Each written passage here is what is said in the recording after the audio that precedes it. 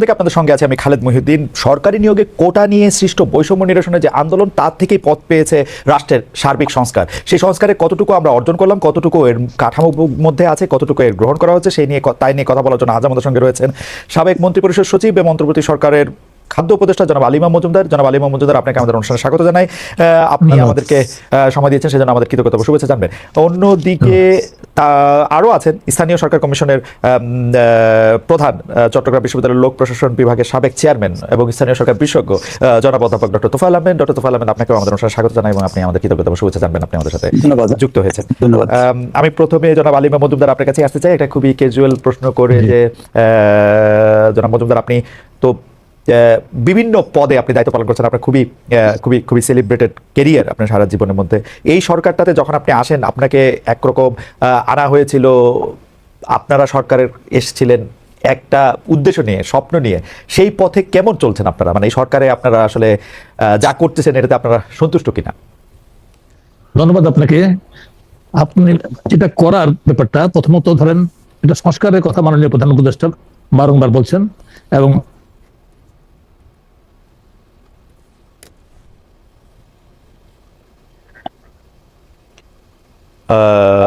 জনাব আলী মাহমুদ মজুমদারকে আমরা শুনতে পাচ্ছি না। আমরা জনাব আলী মাহমুদ মজুমদারের কাছে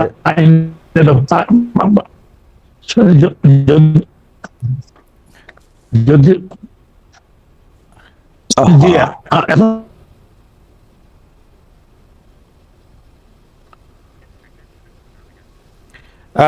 জনাব তোফায়েল আহমেদ, আমি জনাব আলী মাহমুদ মজুমদারকে প্রশ্ন করেছিলাম যে সরকারের যে উদ্দেশ্য এবং লক্ষ্য নিয়ে আসা হয়েছিল, সেই লক্ষ্য এবং উদ্দেশ্য 4.5 মাস 5 মাস পরে যখন আমরা এর দিকে তাকাচ্ছি, 5 মাসের বেশি সময় পরে, তখন এটাতে আসলে সন্তুষ্টি বোধ করছেন কিনা? জনাব আলী মাহমুদ মজুমদারের কানেকশনটা আমরা এখন আমরা পরিষ্কার হয়েছে। জনাব আলী মাহমুদ মজুমদার, আপনি যদি আবার একটু বলেন, আমরা আসলে তখন আপনাকে শুনতে পাইনি, আপনারা আপনাদের কাজে সন্তুষ্ট কিনা? যে আপনাকে প্রথমে বলছি, জি, আমাদের কাজের ব্যাপারে আপনাকে প্রথমত দেখতে হবে আমাদের একটা প্রস্তুতি পর্বের ব্যাপারটা আছে, প্রস্তুতির প্রাক ব্যাপারটা, এটাকে বিবেচনায় নিতে হবে যে 5ই আগস্ট দেশ কোন অবস্থায় ছিল এবং 3 দিন সরকারবিহীন অবস্থায় দেশ ছিল। থাকার পরে 8 তারিখে সরকার গঠন হয়, আমি এতে আসি 12 তারিখে।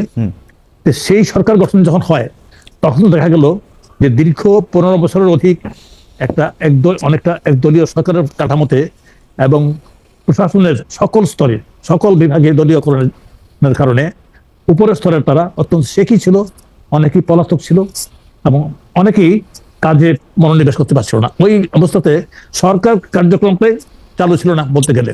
থানা থেকে পুলিশ চলে এসেছিল এবং পুলিশের কর্মকর্তাও ছিলেন শেখি ধরনের। তো এই জিনিসটাকে ইয়ে করানোর জন্য প্রাথমিক দায়িত্বটা আমার উপর পড়ে। সেই দায়িত্বটা করার জন্য অনেক রদবদল করতে হয় এবং অনেক কাঠামোগত পরিবর্তন কিছু পরিমাণ হয়। সেইটা করার জন্য সংস্কারের আগে এই কাজগুলি করানোর জন্য এটা দরকার ছিল এবং সেইটা যথাযথভাবে সম্পন্ন হয়েছে। সকলের সন্তুষ্টি বিধান করতে না পারলেও মোটামুটি ভাবে একটা কাঠামো দাঁড়িয়ে গেছে। সেই কাঠামোতে এখানে পরিবর্তন তো সবসময় দরকার হয়, সে দরকার ছিল বা আছে বা থাকবে। ঠিক পাশাপাশি বেশ কিছু এখানে সংস্কার কমিশন গঠন করা হয়। আজকের অন্যতম আলোচক ডক্টর তোফায়েল আহমেদ আমার বন্ধু, উনি একটা কমিশনের প্রধান। এই সংস্কার কমিশনগুলি কাজ করছে, 2-1টা প্রতিবেদন দিয়েছে, বাকিগুলির জন্য সময়সীমা বৃদ্ধি করা হয়েছে এবং আশা করছি সহজে দেবে। দেওয়ার পরে মাননীয় প্রধান উপদেষ্টা বলেছেন এগুলি নিয়ে যারা স্টেক হোল্ডার আছে, বিশেষ করে রাজনৈতিক দলগুলির সাথে উনি মত বিনিময় করবেন। মত বিনিময়ের পরে এই সংস্কার সম্পর্কে একটা সিদ্ধান্তে পৌঁছবেন। আমার তো মনে হয় যে আমরা যে অবস্থায় রাষ্ট্র কাঠামোকে পেয়েছিলাম, যদিও আমি ওই বিষয় সম্পর্কে আলোচনা না, তাই বলি যে আজকেও কিন্তু আমরা, যেহেতু খাদ্য ব্যবস্থাপনার দায়িত্বে আমি আছি, কিন্তু যখন আমরা এই সরকারের দায়িত্ব গ্রহণ করি, তখন কিন্তু আমাদের অনেক জিনিস বাকিতে কেনা ছিল, দেখে আগে দিচ্ছিল না, সার দিচ্ছিল না, আমাদের তেল দিচ্ছিল না। এই অবস্থায় ছিল বৈদেশিক মুদ্রার অবস্থাটা, এমন নাজুক অবস্থা ছিল, নেগেটিভ অবস্থায় ছিল। কিন্তু ধীরে ধীরে এই অবস্থাটা অনেকটা কেটে গেছে। আমরা এখন এলসি করতে পারছি, যদিও খুব ওপেন হ্যান্ডেড ভাবে করতে পারছি না। আমরা খাদ্য আমদানি করতে পারছি, আমরা বিদেশ থেকে বিভিন্ন দেশ তেল আমদানি করতে পারছি, বিভিন্ন দেশ করতে পারছি। আমার তো মনে হয় যে এই সময়ের মধ্যে যেটুকু অগ্রগতি হয়েছে, এটা কিন্তু আদৌ মন্দ বলা চলে না। তবে প্রত্যাশার সাথে হয়তো অনেকে সামঞ্জস্যপূর্ণ নয়। আমি ব্যক্তিগতভাবে মনে করি যে আমরা এই অল্প সময়ের মধ্যে, মোটামুটি ভাবে অল্প সময় বলতে 5 মাস খুব বড় সময় না একটা জাতির জীবনের জন্য, যে অবস্থায় দেশটা ছিল সেই অবস্থায় এটা আমাদের অর্জনটাকে আমি খুব কম মনে করছি এবং সংস্কার কমিশন দিয়ে প্রায় শেষ করে এসেছে। জি, আমার দুইটা বিষয় আছে যে আপনারা কিরকম দায়িত্ব পালন করছেন সেটার ক্ষেত্রে। একটা প্রশ্ন হচ্ছে 5 আগস্টের পরিবর্তনের পর শেখ হাসিনা পালিয়ে যাওয়ার পর আমলাতন্ত্রের মধ্যে প্রশাসনে এক ধরনের আতঙ্ক তৈরি হয়েছিল, 4-5 মাস পরে সেই আতঙ্ক এখন কেটেছে কিনা অনেক দর্শকরা কিন্তু মন্তব্য করেছেন যে প্রশাসনের কর্মকর্তা কর্মচারীরা অন্তর্বর্তী সরকারকে সহযোগিতা করছে না। সরকারের একজন উপদেষ্টা হিসেবে আপনার অভিজ্ঞতা কেমন? আমার কিন্তু ব্যাপারটা মনে হচ্ছে যে এটা কারোর কাছে এটা মনে হতে পারে ব্যাপারটা, কিন্তু আমি যে কাঠামোটাকে নিয়ে কাজ করছি তারা সর্বাত্মকভাবে আমার সহযোগিতা করছে। এবং আগে কিন্তু আমি প্রধান উপদেষ্টার সাথে ওনার দপ্তরে সংশ্লিষ্ট ছিলাম, অনেকগুলি মন্ত্রণালয়, প্রায় সবগুলি মন্ত্রণালয়ে আমাকে কিছু না কিছু দেখতে হতো। আমি কিন্তু সর্বাত্মকভাবে সহযোগিতা পেয়েছি। আর সকল ক্ষেত্রেই যে কোনো সরকার যখন থাকে এই একটা অভিযোগ কিন্তু অনেক সময় দেখতে পেয়েছি। আমি যেহেতু আমলাতন্ত্রের সাথে ছিলাম, আপনিও অল্প সময় ছিলেন, আপনিও অতি অল্প সময় ছিলেন, এই জাতীয় একটা অভিযোগ কিন্তু আমলাতন্ত্রের সম্পর্কে অনেকে করে থাকেন, কিন্তু ব্যাপারটা সর্বাংশে সত্য না। হয়তোবা কোনো কোনো ক্ষেত্রে হতে পারে, কিন্তু আমি কিন্তু কোনো ধরনের অসহযোগিতা কোনো ক্ষেত্রে আমি পাচ্ছি না। আমি দেখছি যে সকলে সহযোগিতা করছে। স্যার, সরকারি চাকরির কথা যখন স্মরণ করাই দিলেন, আমি যে ব্যাচে জয়েন করছিলাম সে 20তম ব্যাচের অনেক বন্ধু আছেন, তাদের সঙ্গে আমার নানা ধরনের কথাবার্তা হয়। তো স্যার, এটা একটা অভিযোগ আকারে আপনাদের বলবো যে অন্তর্বর্তী সরকার এসে প্রশ্নে যে রদ বদল, বদলি, পদোন্নতি, বহিষ্কার, চাকরিচ্যুতি, 15 বছরে বঞ্চিতদের ডাবল ট্রিপল প্রমোশন, সার্বিক বিষয়ে আপনার ভূমিকার কথা অনেকে বলছেন। গণমাধ্যমে এমন প্রতিবেদন এসছে আপনার কারণে, মানে দুই রকম এসছে আর কি স্যার। একটা আসছে হইলো যে মানে আপনার গুড বুকে যারা আসে তারা ভালো ভালো পদ পাচ্ছে, পদোন্নতি পাচ্ছে, পোস্টিং পাচ্ছে। আরেকটা এরকম প্রতিবেদন আসছে গণমাধ্যমে যে আপনার কারণে আওয়ামী লীগের সুবিধাভোগীদেরও প্রশাসনে পুনর্বাসন হয়েছে। এই ব্যাপারটাকে স্যার আপনি কেমন দেখেন? মানে এটা কি আপনি করে একটা সিস্টেমে ফেলছেন, নাকি স্যার আপনার কাছে যাকে মনে হয়েছে তাকেই আপনি সামনে আনতেছেন, পিছনে নিতেছেন? ব্যাপারটা স্যার এরকম না, আমাকে এখানে ব্যাপারটা হচ্ছে ব্যক্তিগতভাবে যদি আপনি নেন, আমি সে ব্যাপারটা সম্পর্কে মানতে রাজি আছি। কারণ যখন একটা ভালো লোক বাছাই করতে বলা হচ্ছে, আমাকে দায়িত্ব দেওয়া হচ্ছে, সে অবশ্যই আমার পরিচিত বলয়ের মধ্যে ব্যাপারটা থাকবে। যেহেতু প্রশাসনে দীর্ঘদিন কাজ করেছি, আমি অনেককেই চিনি যারা এই দায়িত্বটা সামলাতে পারবে। সবচেয়ে বড় কথা হচ্ছে, আপনি যদি 5ই আগস্টে আসেন বা 8ই আগস্টে আসেন, তখন কিন্তু সরকারের শীর্ষস্থানীয় কর্মকর্তা যারা ছিলেন, মন্ত্রী পরিষদ সচিব যিনি ছিলেন, উনি কিন্তু কার্যত উনি সচিবালয়ে যেতেন না, ওনার বাসভবনে মেট্রোডি উনি থাকতেন। আমরা কিন্তু ওনাকে নিয়ে যাই, যমুনাতে নিয়ে যাই, এবং উনি কাজকর্ম শুরু করেন। 8 তারিখে বসে উনি শপথ গ্রহণ অনুষ্ঠানটা পরিচালনা করেছেন কারো অনুরোধে। সেই যে অবস্থাটা, তখন আমার সামনে যেটা ছিল, তারা এসে হালটা ধরতে পারবে। কারণ যারা উপরের দিকে পদগুলিতে ছিল, যারা সরকারের সুবিধা এত বিশেষ ভোগ করতো, পারসেপশনটা এমন ছিল, তারা সকলেই এই সরকারের সুবিধাভোগী। হয়তোবা সকলেই তেমনটা ছিলেন না, সকলকে তেমন পরিবর্তন করা হয়নি, কিন্তু এমন কিছু লোককে সামনে প্রথম অবস্থায় যাদেরকে নিয়ে আসা হয়, যারা এসে সরাসরি হাল ধরতে পারবেন, তারা কিন্তু সকলেই নিজেদের অবস্থাকে এটা প্রমাণ করেছেন। এদের একজন মধ্যে আছেন মন্ত্রী পরিষদ সচিব হয়েছেন, আমরা তো শীর্ষস্থানে গেছেন, একজন দুর্নীতি দমন কমিশনের চেয়ারম্যান হয়েছেন। আমার মনে হয় বাইরে তারা কিন্তু তাদের অবস্থানে ছাপ রাখতে পেরেছেন। স্যার, অনেকেই বলে থাকেন যে শেখ হাসিনা কি আর উপরের দিকের সচিব বা উপরের দিকের পদে কাউরে নিছে, যারে যদি না দেখে ডিএনএ টেস্ট করে যে সে খুব আওয়ামী লীগের। এখন আপনার ব্যাপারটা হচ্ছে কি, তখন মানে দীর্ঘদিন পর্যন্ত অফিসারদের সাইকি তো একটা জিনিস চলে গিয়েছিল, যে দেশটা আমি প্রায়ই বলতাম, তাদের সূচনাতে বিভিন্ন গেছে, এখনো বলি যে তারা, আমি বলি যে তোমরা ভুলে গিয়েছিলে যে দেশে সরকার পরিবর্তন হয়। তারা ভেবেছিল যে দেশে এখানে একটা দলই আছে, একজন নেতাই আছে, উনিই থাকবেন, এই দলটাই ক্ষমতায় থাকবে। এটা এদের অনেকেই, যদি সকলেই না। আর কিছু অবস্থার প্রেক্ষিতে সেদিকে গিয়েছিল, সেই সব স্লোগান দিয়েছিল বা ইয়ে করেছিল। এখানে অনমেরিট দেখা গেছে যে তারা ভালো মেরিটের অধিকারী, এবং যারা আসলে মানে ইয়েতে ইয়ে করে নাই, তারা তেমন ভাবে দলীয় ভাবে তারা দলীয় ক্যাডারের মতো কাজ করে নাই, তাদের ব্যাপারে কিন্তু কোনো ব্যবস্থা নেওয়া হয়নি, কারণ তারা যোগ্য অবস্থাতে আছে। ফ্যান্টাস্টিক। আমি একটা প্রশ্ন বা একটু মন্তব্য করে আমি একটু প্রফেসর তোফায়েল আহমেদের কাছে যেতে চাই। আপনার কাছে এই মন্তব্য এবং প্রশ্নের ব্যাপারে আপনার মতামত আমরা শুনবো। হচ্ছে যে প্রফেসর তোফায়েল আহমেদকে শুনে এসে আমরা সমন্বয়কদের একজন জনাব সার্জিস আলমের এক ধরনের অভিযোগ শুনছি, আপনি কানে আসছে কিনা। জনপ্রশাসনে আছেন স্বয়ং প্রধান উপদেষ্টা, আছেন তার সহযোগী মাহফুজ ভাই, সরাসরি দায়িত্বের জায়গা থেকে প্রভাবিত করছেন আলিমা মজুমদার এবং তার পিএস আহসান কিবরিয়া শেখ হাসিনার প্রধানমন্ত্রী কার্যালয়ের 1 মেয়াদের পরিচালক, 2 মেয়াদের পরিচালক, ইত্যাদি ইত্যাদি ইত্যাদি। এটা নিয়ে আপনার একটু মন্তব্য শুনতে চাই। আরেকটা জিনিস যেটা হচ্ছে যে আমাদের দর্শকরা অনেক মন্তব্য করেছেন, তারা আমাকে অনেকগুলি চিঠিও লিখেছেন, সেটা হচ্ছে 43তম বিসিএস এর 227 জনের বাদ পড়া প্রসঙ্গে এবং 321 জন সাব ইন্সপেক্টর, আপনার নিশ্চয় জানা আছে যে তাদের আসলে পদ না পাওয়া প্রসঙ্গে। এইটাও আমরা আপনার কাছে একটু শুনতে চাই। আমরা একটু প্রফেসর তোফায়েল আহমেদের কাছে আসি স্যার, আপনার কাছে আমরা আমরা আমরা আমাদের শিক্ষক প্রফেসর ডক্টর তোফায়েল আহমেদের কাছে যাই। তিনি এখন স্থানীয় সরকার সংস্কার কমিশনের প্রধান এবং দীর্ঘকাল ধরে স্থানীয় সরকার বিশেষজ্ঞ বলতে আমরা যে শব্দবন্ধ বানিয়েছিলাম সেটা ডক্টর তোফায়েল আহমেদের সঙ্গেই যায়। আমরা প্রচুর কোট নিয়েছি আমাদের সাংবাদিকতা জীবনে তার কাছ থেকে। এখন তার কাছ থেকে একটু জানতে চাই যে চেয়ারের ওই পাশে বসে যে আওয়ামী লীগ আমলে নির্বাচন হওয়ায় সিটি কর্পোরেশন ও পৌরসভা ভেঙে দিয়েছে অন্তর্বর্তীকালীন সরকার, ইউনিয়ন পরিষদ বহাল রাখা হলো, অনেক চেয়ারম্যান মেম্বার পলাতক, অনেকে কারাগারে। এই 4-5 মাসে স্থানীয় সরকারের সেবা পরিস্থিতি নিয়ে আপনার মূল্যায়ন কি? অর্থাৎ যারা মানে তারা তো কেউ এখন নাই, এখন প্রশাসক দিয়া স্থানীয় সরকার কেমন চলতেছে স্যার যদি একটু বলেন প্রফেসর তোফায়েল আহমেদ। ধন্যবাদ। প্রথম কথা হচ্ছে, এটা একটা ব্যতিক্রমী দেশ, দুনিয়ার কোথাও এরকম কোনো ঘটনা ঘটে নাই যে বায়তুল মোকাররমের খতিব থেকে দেশের প্রধানমন্ত্রী, সমস্ত এমপি মন্ত্রী, ইউনিয়ন পরিষদের চেয়ারম্যান মেম্বার থেকে আরম্ভ করে সিটি কর্পোরেশনের মেয়র সবাই এক জায়গায় পালিয়ে যায়। এরকমের একটা অবস্থায় পরে সরকার অনেকগুলো কাজের মধ্যে যে কাজটা করেছে যে লোকাল গভর্নমেন্টের অনেকগুলো স্তরের বাতিল করে দিয়েছেন। তো ওই সময় ওই জিনিসটা কি কতটুকু ভালো হয়েছে কতটুকু বন্ধ হয়েছে এটা আমি জানি না, কিন্তু আমার একটা সাজেশন ছিল প্রথমেই যে যারা আপনারা একটা আলটিমেটাম দেন যারা দেশে আছেন, যাদের প্রতি মানুষের আস্থা আছে, যাদের সাহস আছে, যারা সৎ হিসেবে নিজেদেরকে দাবি করতে পারেন, তারা এসে বসুন। আর যারা আসতে পারবেন না একটা সময়সীমার মধ্যে, তাদের পদগুলো শূন্য ঘোষণা করে দিন এবং সেই শূন্য ঘোষণা করে সেই পদে সময় মতো নির্বাচন হবে। স্যার আমার একটা ছোট প্রশ্ন আছে যে সিটি কর্পোরেশন এবং পৌরসভার যে ভেঙে দেওয়ার সিদ্ধান্তটা তাহলে কে নিলেন, মানে প্রফেসর ইউনূস?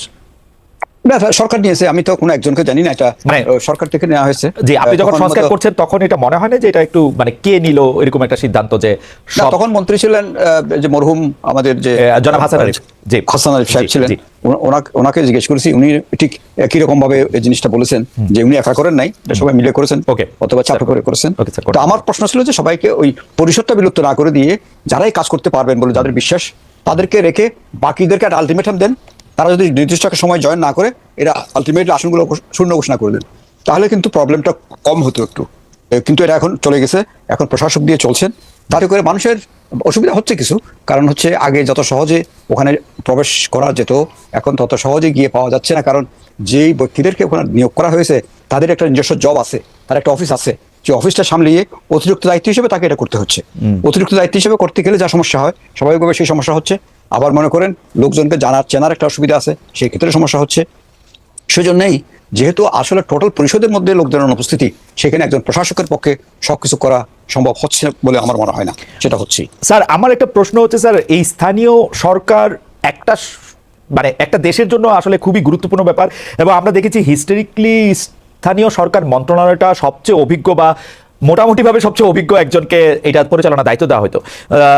এইবার যে ছাত্র সমন্বয়কদের একজনেরকে এই দায়িত্ব দেওয়া হলো, ক্রীড়া মন্ত্রণালয়ের মধ্যে একটা বিশাল মন্ত্রণালয় থাকা সত্ত্বেও উপরন্তু মানে এইটা কি স্যার, মানে এই সিদ্ধান্তটাকে স্যার আপনি কিভাবে দেখেন? জনাব আসিফ আহমদ সজীব ভূঁইয়া তার প্রতিদিনের ক্রীড়া মন্ত্রণালয়ের পাশেও তিনি স্থানীয় সরকার মন্ত্রণালয় যে চালাচ্ছেন, মানে এই দায়িত্বটা এটা কি মনে হয় স্যার আপনার? না, আমি কোনো ব্যক্তির কথা বলবো না, তবে এই মন্ত্রণালয় একটা ফুল টাইম এককভাবে একজনকে দেওয়া দরকার, কারণ এটা অনেক বৃহৎ মিনিস্ট্রি।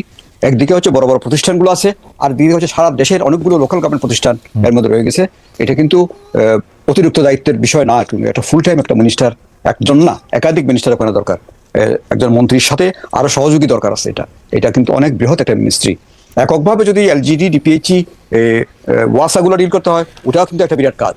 ও লোকাল গভর্নমেন্টের কথা আমি বাদ দিলাম, লোকাল গভর্নমেন্টের বিষয়গুলো তো আছেই। এবং এখন আমাদের কাছে যেই হারে মানুষ আসা শুরু করেছে, তারা মনে করছে যে আমরা সব সমস্যার সমাধান আমাদের হাতে। এটা তো ঠিক না। আমাদের তো কাজ হচ্ছে সংস্কারের বিষয়গুলোকে একত্রিত করে সরকারের কাছে সুপারিশ দেওয়া, কিন্তু মানুষ এখন যাওয়ার জায়গা পাচ্ছে না। আমি এখন কাজ করতে পারছি না, প্রতিদিন এত লোক, আপনার অ্যাপয়েন্টমেন্টের প্রয়োজন নাই, এমন ভাবে আসা শুরু করেছে, এত কথা বলতে চাচ্ছেন, মানে এগুলো শোনার মতো হয়তো লোক দেশে নাই, সেজন্য হয়তো এগুলো আসছে। স্যার আপনার কাছে কি মনে হয়, আমি এই প্রশ্নটা আসলে জনাব আলী ইমাম মজুমদারের কাছে, আপনার কাছে কি মনে হয় যে মানে কোন বিবেচনায় একটা বাড়তি কাজ এবং মানে আমাদের ছাত্র সমন্বয়কদের একজন যিনি অলরেডি ক্রীড়া মন্ত্রণালয়ের মতো এরকম একটা বড় মন্ত্রণালয় আছে, তাকে যে এটা দেওয়া হলো, মানে এটার মানে এটা কারণটা কি? আমরা এটা জনাব আলী মজুমদারের কাছেও জানতে চাই, আপনার কাছে কি মনে হয় স্যার এটা কি? আমার কাছে কোনো কারণ জানা নেই,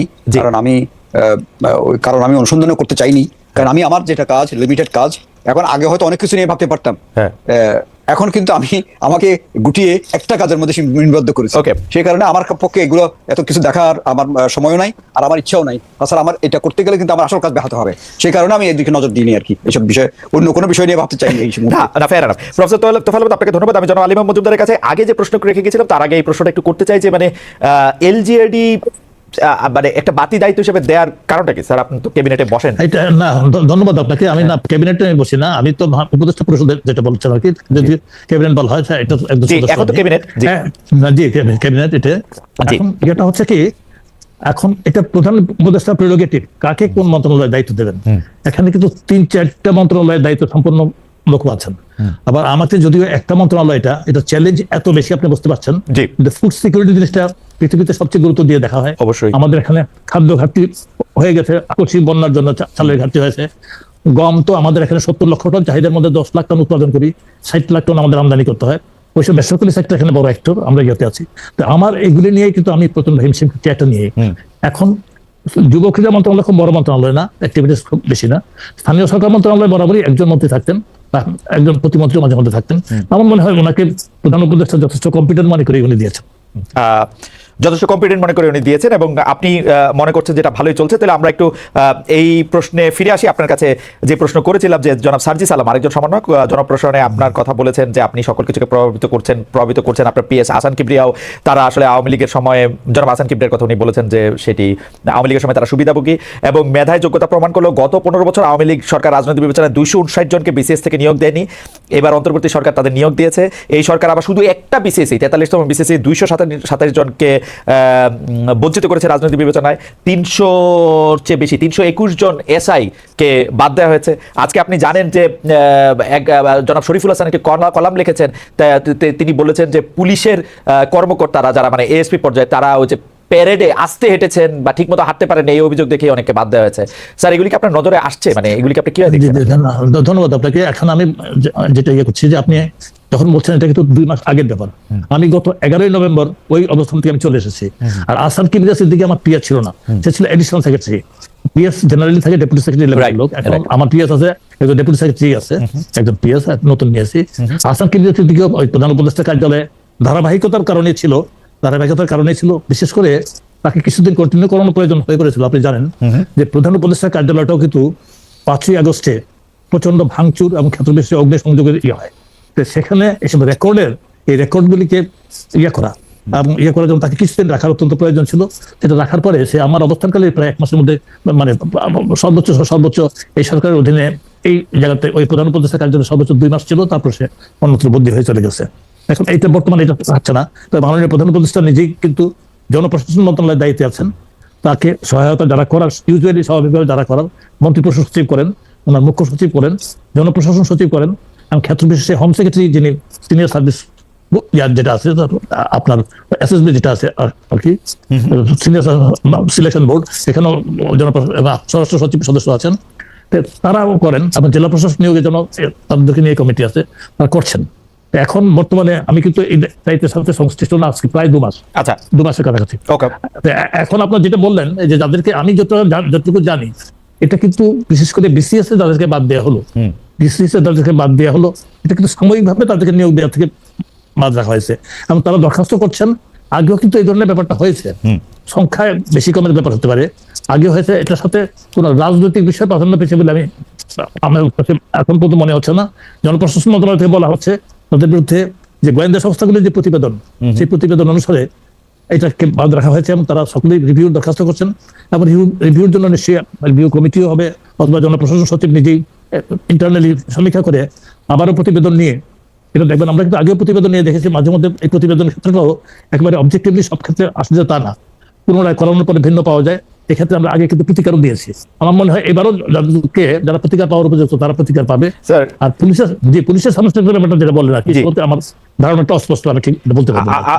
আমি স্যার 3টা বিষয় আপনার একটু দৃষ্টি আকর্ষণ করতে চাই, কারণ আমাদের দর্শকরা আপনার একটু দৃষ্টি আকর্ষণ করতে চাই স্যার। সেটা হচ্ছে 43তম বিসিএসে 227 জন সুপারিশপ্রাপ্ত কর্মকর্তাকে বলা হয়েছে যে তাদের আসলে মানে চাকরিতে তাদের বহাল করা হচ্ছে না।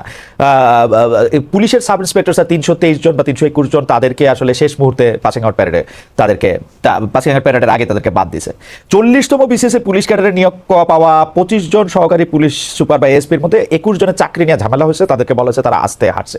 স্যার, এত বিপুল সংখ্যায় কি এর আগে আর কখনো এরকম করা হয়েছে? না, সংখ্যার হেরফের হতে পারে। তো প্রশিক্ষণকালে শুধু না, চাকরির সূচনাতে কিন্তু আসলে সকলে কিন্তু শিক্ষানবিশ থাকে। ওই পিরিয়ডটাকে 2 বছর, 2 বছর শিক্ষানবিশ থাকে। ওই সময় যে কাউকে কিন্তু কর্তৃপক্ষ যদি মনে করে যে সে কম্পিটেন্ট না, অথবা কম্পিটেন্সি প্রশিক্ষণে বা তার সার্ভিসে সে যথাযথ কম্পিটেন্সে পরিচয় দিতে পারছে না, বাদ দিতে পারে। এই ক্ষমতা সরকারের আছে। কিন্তু এখানে এতজনকে আগে কখনো বাদ দেওয়া হয়েছিল কিনা আমি ঠিক এটা বলতে পারবো না। তবে বাদ দেওয়ার ব্যাপারটা এটা অবজেক্টিভলি হওয়া উচিত, এবং এখনো কাউকে যদি কেউ যদি পুনর্বিবেচনা আবেদন করে সেটা যাতে যথাযথভাবে পুনর্বিবেচনা করা হয়। আপনার এই দাবির সাথে আমি কিন্তু একমত, এখনো আমি মনে করছি যেটা এই ব্যাপারে কিন্তু জনপ্রশাসন মন্ত্রণালয় কিন্তু বলেছে তারা পর্যালোচনা করবে, প্রত্যেকটা কেস 1-to-1 পর্যালোচনা করবে। আচ্ছা, আমি মহিউদ্দিন সাহেব, আমি একটা কথা বলতে চাই। জি স্যার বলেন। সেটা হচ্ছে গত সরকারের আমলে যে নিয়োগগুলো হয়েছে অথবা অনেক উপযুক্ত লোককে বাদ দেওয়া হয়েছে, তার মধ্যে একটা রাজনৈতিক কনসিডারেশন অনেক বড় হয়ে দেখা দিয়েছিল। সুতরাং আমরা আসল যদি রাজনৈতিকভাবে নিয়োগপ্রাপ্ত অযোগ্য লোক নিয়োগ হয়ে থাকে এবং দলীয় লোক নিয়োগ হয়ে থাকে, এটা বলতে এত সংকোচ কেন? এটা তো সংকোচহীন ভাবে সংকোচে এটা বলা দরকার যে এই লোকগুলো, এত বিপুল সংখ্যক লোকগুলো নির্বাচন যে নেওয়া হয়েছে, এর মধ্যে রাজনৈতিক অপ্রভাব ছিল অনেক বেশি, যেই কারণে এটা বাদ দেওয়ার একটা বিষয় আসতে পারে। কিন্তু সেই কথাটা থাকলেও সেই কথা পরিষ্কার করে বলা হচ্ছে না কেন? স্লো হেঁটেছে, আস্তে হেঁটেছে, এইটা তো আমি মনে করি না যে এটা খুব একটা বড় ধরনের কারণ হতে পারে। আমি তো মনে করি যে যে নিয়োগগুলো হয়েছে, অনেকের নিয়োগ বাতিল হয়েছে আগে, মানে পরীক্ষা দিয়েও উপযুক্ত ছেলেমেয়েরা পায় নাই, তার 14 গোষ্ঠী কি করে, তার ডিএনএ কি আছে, এইসব টেস্ট করে কিন্তু অনেকে বাদ দেওয়া হয়েছে। এখন এখানে আবার আরেক ডিএনএ টেস্ট করে লোকজনকে নেওয়া হয়েছে, তার ওই যোগ্যতা না থাকলেও নেওয়া হয়েছে। এই বিষয়গুলো খতিয়ে দেখা হচ্ছে না কেন? এই বিষয়গুলো সামনে আসছে না কেন? অ্যাবসলিউটলি, এটা আমি প্রফেসর তোফায়েল আহমেদ, আপনি এটা খুব সুন্দর করে বলছেন। আমার মনে হয় যে যদি রাজনৈতিক বিবেচনায় কোনো নিয়োগকে বাতিল করতে হয় তাহলে সেটাকে বলতেই হবে যে রাজনৈতিক বিবেচনায় নিয়োগ ছিল, তারা যোগ্য ছিল না, তাদেরকে বাতিল করা হয়েছে, এই ঢাকঢাক গুড়গুড় না করে। আর যদি মানে ঘটনাটা হয় হচ্ছে এরকম যে আমরা এটাকে মানে ন্যায্যতার বাইরে তো আসলে কোনো কথা হইতেই পারে না। মানে এটা আমার মনে হয় যে প্রফেসর তোফায়েল আহমেদের সাথে আমি সম্পূর্ণভাবে একমত। আমি একটু দর্শকদেরকে জানতে চেয়েছিলাম, আমি প্রফেসর তোফায়েল আহমেদের কাছে আসছি, আমি দর্শকদের কাছে জানতে চেয়েছিলাম যে 43তম বিশেষ পরীক্ষা উত্তীর্ণ হলো, নিয়োগের প্রজ্ঞাপনে 227 জনের নাম নেই। অন্তর্বর্তীকালীন সরকার এই সিদ্ধান্ত সঠিক বলে মনে করেন কিনা? শতকরা 42% দর্শক এই সিদ্ধান্তকে সঠিকভাবে মনে করেছেন, শতকরা 58% দর্শক মনে করছেন এটা সঠিক নন। এটা হচ্ছে 79,000 দর্শক এটার মধ্যে ভোট দিয়েছেন। প্রফেসর তোফায়েল আহমেদ, আমি স্থানীয় সরকার নির্বাচন নিয়ে আপনারা দলীয় প্রতীক না রাখার পক্ষে সুপারিশ করেছেন, কিন্তু তৃণমূলের এই নির্বাচনেও কোনো না কোনোভাবে দলীয় রাজনীতি থাকবেই। দলীয় প্রতীক না থাকলেই কি দল নিরপেক্ষ নির্বাচন আয়োজন সম্ভব হয়? যারা রাজনীতিতে জড়িত তারাই সাধারণত বিভিন্ন স্তরের নির্বাচনে প্রার্থী হন, দল নিরপেক্ষ তারা জনপ্রতিনিধিত্বকে ঝামেলার বিষয়ে মনে করেন অনেক ক্ষেত্রেই। স্যার, আপনার মন্তব্য একটু আমরা শুনতে চাই যে আপনার প্রতীকটা বাদ দিতে কেন বলতেছেন? আচ্ছা, প্রথম কথা হচ্ছে এটা আমাদের রিকমেন্ডেশন না, আমরা এখনো রিকমেন্ডেশন ফর্মুলেট করিনি। এখন আমাদের চলছে আলাপ আলোচনা, মত বিনিময়। এটা আমরা বিভিন্ন ভাবে করছি। একটা হচ্ছে ফেসবুক, হোয়াটসঅ্যাপ, তারপরে ইন্টারনেট এবং কি বলে বিভিন্ন মাধ্যম থেকে আমরা লিখিত মতামত পাচ্ছি, আর মৌখিকভাবে টেলিফোনে জানাচ্ছে অনেকেও। তারপরে আমরা সার্ভে করছি এবং বিভিন্ন মত বিনিময় করছি। ওর মধ্যে একটা মতামত খুব ডমিনেন্টলি আসছে সবার দিক থেকে, যে রাজনৈতিক প্রতীকের নির্বাচন যেন না করা হয়। তাহলে রাজনৈতিক দলের লোক যে এখন প্রতিদ্বন্দ্বিতা করবেন না, এটা হলফ করে বলা যায় না, আর এটা কোনো দূষণীয় নয়, করবেন। কিন্তু দলীয় প্রতীক এবং নমিনেশন বাণিজ্য, নমিনেশনের মাধ্যমে এমন লোককে দেওয়া হয়, যেমন কত এই যে এত খারাপ নির্বাচন, এগুলোর মধ্যে দেখা গেছে ওই দলীয় মনোনয়ন পেয়ে দলীয় প্রতীক নিয়েও হেরে গেছে, কিন্তু অন্যজন জিতে আসছে এবং ভোটও পেয়েছে অনেক বেশি। তো সুতরাং এখন মানুষের চাহিদা হচ্ছে না, মানুষ যে বলতে চাচ্ছে যে আমাদের লোকাল গভর্নমেন্ট নির্বাচনটা অন্তত দলীয় প্রতীকে না হোক।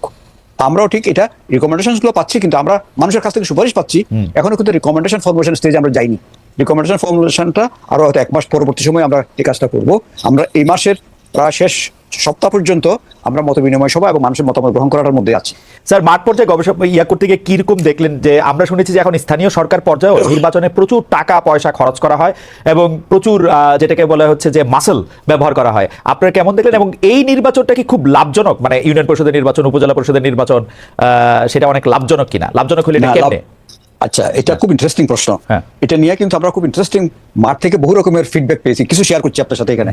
প্রথম কথা হচ্ছে, নির্বাচনে টাকা খরচ করা বাংলাদেশে একটা সংস্কৃতি হয়ে দাঁড়িয়েছে, পলিটিক্যাল কালচার হয়ে দাঁড়িয়েছে। খরচটা দৃশ্য এবং অদৃশ্য দুই রকম আছে। দৃশ্যমান খরচটা এখন কিন্তু কমে গেছে, কারণ যেহেতু ভোট হচ্ছে না, মানে বিগত 15 বছর যদি ধরেন, দৃশ্যমান খরচ যেটা আগে পোস্টারে হয়, প্রচারণায় হতো, এটা কমে গেছে। অদৃশ্য খরচটা বেড়ে গেছে, যে বিভিন্ন জায়গায় টাকা দেওয়া, প্রশাসনকে টাকা দেওয়া, রাজনৈতিক নেতাদের টাকা দেওয়া, নমিনেশন ম্যানেজ করা, পুলিশ এবং আদার প্রশাসন ম্যানেজ করা, ওখানে কিন্তু প্রচুর খরচ। তারপর হচ্ছে কিছু ক্যান্ডিডেট বসিয়ে দেওয়া, প্রতিদ্বন্দ্বিতাবিহীন করা, এখানে অদৃশ্য খরচ অনেক অনেক অনেক বেশি। আচ্ছা, এগুলো করে নির্বাচিত হচ্ছে। নির্বাচন হওয়ার পরে যেই অর্থটা লোকাল গভর্নমেন্টের জন্য বরাদ্দ থাকে সরকারি, সেই টাকাটা কিন্তু যা খরচ হচ্ছে সেই তুলনায় কিন্তু টাকাটা খুব কম। এই পুরো টাকাটা যদি কেউ মেরে দিতে পারে, তারপরে তার নির্বাচনের খরচ আসবে না, তাহলে এখানে লাভটা কোথায়? জি স্যার, এটাই হচ্ছে $100 কোশ্চেন। সেটা হচ্ছে আসলে এইসব নির্বাচনে জয়ী হওয়া এটা একটা লাইসেন্স। এইটাকে একটা লাইসেন্স হিসেবে নিয়ে তারা অনেক রকমের কাজ করে, যেটা লোকাল গভর্নমেন্টের কাজ না। তারা বিভিন্ন বালুমহল, জলমহল থেকে আরম্ভ করে, কন্ট্রাক্ট থেকে আরম্ভ করে অনেক কাজের মধ্যে করে অর্থ আয় করে, এবং এখানে চাঁদাবাজিও থাকতে পারে, বিভিন্ন রকমের কিছু। সুতরাং এটা লাভজনক হচ্ছে একটা পেশা, পলিটিক্যাল রাজনৈতিক পেশা হিসেবে, রাজনীতি পেশা হিসেবে এই লাইসেন্সটা থাকলে তার জন্য অনেক বেশি সহজ হয়। এই লাইসেন্সটা না থাকলে তার পক্ষে কিন্তু এটা কিছুটা ডিফিকাল্ট হয়। কিন্তু স্যার, আপনি তো কোনো সংস্কার করে এইটা আপনি বন্ধ করতে পারবেন না, কারণ আপনি একদম পরিষ্কার বললেন, এ যদি 2 লাখ টাকা বা 2 কোটি টাকা খরচ করে নির্বাচনে আসে, এর বরাদ্দই তত নাই যে 2 লাখ বা 2 কোটি টাকা তুলে নিতে পারে। তারপরে সে মাস্তানি করার জন্য, বালুমহল, জলমহল এগুলি দখল করার জন্য সে এগুলি করে, এবং এই সার্টিফিকেটটা, এই লাইসেন্সটা সে কাজে লাগায়। এখন যদি রাজনৈতিক দলগুলি সংস্কার না করে, এটা তো চলতেই থাকবে। আপনি স্যার সংস্কার করে এটা কেমনে বন্ধ করবেন? মানে উপায়টা কি? না, এখানে লোকাল গভর্নমেন্টের ভিতরে আরো অনেকগুলো জিনিস আছে সংস্কার। রাজনৈতিক সংস্কার যেটা, সেটা রাজনৈতিক দল সমাজকে সার্বিকভাবে করতে হবে, সমাজের এই সংস্কৃতির পরিবর্তনটা করতে হবে। এখন এই যে বিরাট একটা পরিবর্তন দেশে হলো, তারপরে যদি আমাদের শিক্ষা না হয়, তাহলে তো কিছু করার নেই জাতিকে। কারণ এখন তো শিক্ষা হওয়া উচিত যে এগুলো করে কোনো লাভ হয় না, এত রকম করে মেকানিজম করে কোনো লাভ হয় না, শেষ পর্যন্ত দেশ ছাড়তে হয়। যা ইনকাম করেছিল সেটা তো থাকেই না, দেশের স্বার্থে হয়, দেশে আসতে পারে না। সুতরাং এখন পর্যন্ত শিক্ষা না হয়, আমাদের সংস্কৃতি যদি আমরা পরিবর্তন না করি, তাহলে তো এই দেশকে কিভাবে কে ঠিক করবে আমাকে বুঝান। না স্যার, শিক্ষা কি কেউ নেয় স্যার? শিক্ষা নেওয়ার ঘটনা থাকলে তো মানুষ এরকমই হতো না। না, শিক্ষা নেওয়ার ঘটনা শুধু অটোমেটিক না, এখন কিন্তু মানুষ বোধহয় ছেড়ে দেবে বলে মনে হয় না। ভবিষ্যতে যে কোনো নেতাকে যদি তার সীমা অতিক্রম করে, তাহলে কিন্তু এখানে মানুষের মধ্যে যে জাগরণটা, অভূতপূর্ব জাগরণ জেগেছে, যুব সমাজ যেভাবে সচেতন হয়েছে, এখানে কিন্তু কিছুটা কি বলে, তাদেরকে কিন্তু কিছুটা সমঝে চলতে হবে। এটা কি আগের মতো অপ্রতিরোধ্য গতিতে এগুলো চলবে? এটা বোধহয় হবে না, সামনে খুব ডিফিকাল্ট হবে। এই সচেতনতার কথাটা যদি আমি আবার একটু জনাব আলিমা মজুমদারের কাছে যাই, যে স্যার আপনি কি দেখেন যে খুব সচেতন হয়েছে এখনকার লোকজন? কারণ আমি তো অনেক ক্ষেত্রেই দেখি যে মানে একদমই মানে আপনারা যারা ক্ষমতা আছেন স্যার, তাদের মধ্যে অনেকেই, আপনাকে পার্সোনালি বলতেছি না, একদম শেখ হাসিনার দেখায় দেওয়া পথটি অনুসরণ করতেছেন। সেটা গাড়ি দেওয়া হোক, সেটা বাড়ি দেওয়া হোক, সেটা ক্যামেরা দেওয়া হোক, মানে অ্যাবসলিউটলি দ্য সেম ডিরেকশন। আপনাকে মানে টোটালি এই ব্যাপারটা সম্পর্কে মন্তব্য করা খুব কঠিন।